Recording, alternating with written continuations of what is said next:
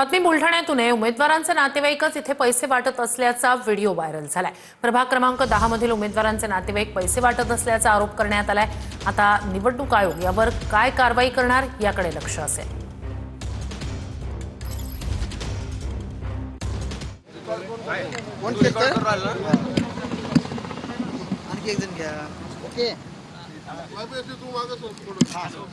Motorcycle बाजूला घ्यायची तर मतदानासाठी आता नेते दाखल होत आहेत मतदान केंद्रावर। संदीप क्षीरसागर या ठिकाणी आपण पाहतोय।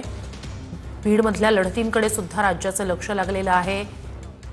संदीप क्षीरसागर हे मतदान केंद्रावर दाखल झालेले आहेत। परळीतली निवडणूक आणि बीडमधल्या एकंदरीतच नगरपालिका आणि नगर पंचायत निवडणुकांमध्ये काही वेगळी समीकरणं सुद्धा समोर आलेली आहेत। संदीप क्षीरसागर हे आता मतदानासाठी दाखल झालेत। आज थंडी आहे पण तरी सुद्धा आपण बूथवरती बघितलं तर लोक येतात आणि मला वाटतं लोकांचा प्रतिसाद एकदम चांगला आहे। काय विजयाचा विश्वास आहे कारण गेल्या 8 दिवसात तुम्ही चांगली मेहनत केलेली आहे आणि मतदारांना आव्हान देखील केले। आता मतपेटीमधून ते बाहेर येत गेल्या 8 दिवसापासून नाही पण निवडणूक विधानसभेची झाल्यानंतर वर्षभरापासून आम्ही रस्त्यावरती आहे आणि जिथं जिथं आम्ही बैठका सभा जिथं घेतल्यात त्याच्यामध्ये सर्व लोकांचा प्रतिसाद एकदम चांगला आहे। बीड शहरामध्ये पैसे वाटप असल्याचा प्रकार समोर आलेला आहे। तक्रार देखील करण्यात आली आहे आणि पैसे वाटणाऱ्यांकडे एका विशिष्ट पक्षाचं बॅनर देखील मला काल पण तो व्हिडिओ पण माझ्याकडे आलेला आहे। त्या संदर्भातलं मी प्रशासनाला ह्या संदर्भातलं बोललेलो पण आहे तिथे मी आणि प्रशासनाने दखल घेतली की नाही आत्ता मला कळेल। पण जो प्रकार आणि जो व्हिडिओमध्ये जे लक्षात येते की एक पक्षाचं त्याच्यामध्ये पॉम्पलेट तिथे सापडलेलं आहे आणि कशा पद्धतीने एखादा हताश झाल्यानंतर लोक निवडणूक घसरल्या हातातून गेल्यानंतर हा प्रकार दिसून येतो।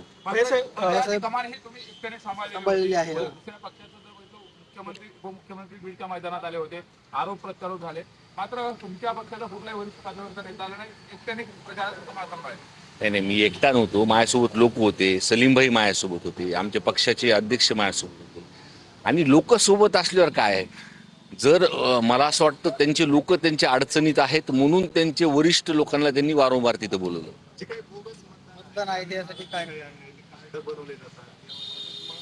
माझं पूर्णपणे बोगस मतदानावरती लक्ष आहे।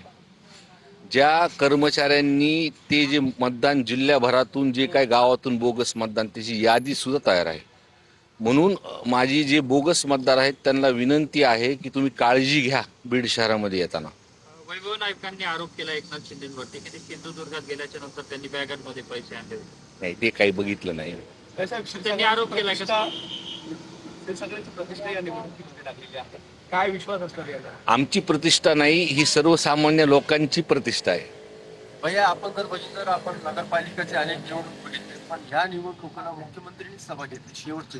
मी तुम्हाला सांगितलं ना की त्यांचे जे नवीन लोक जे त्यांनी घेतलेले आहेत तर ते अडचणीत असल्यामुळे त्यांनी वारंवार त्यांच्या पक्षश्रेष्ठींना बोलले असेल त्याच्यामुळे ते आले असतील। क्षीरसागर कुटुंबामध्ये तुम्ही एकीकडे होते, संपूर्ण कुटुंब एकीकडे होतं, याकडे कसं बघता येईल?